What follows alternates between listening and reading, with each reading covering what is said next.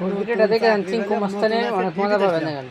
চিঙ্কু মাস্তানে পুলিশে চাকরি পাইছে, এখানে বাপের থেকে কেউ নিব হ্যাঁ বাজান। কাজটা করে আব্বা দেখেন।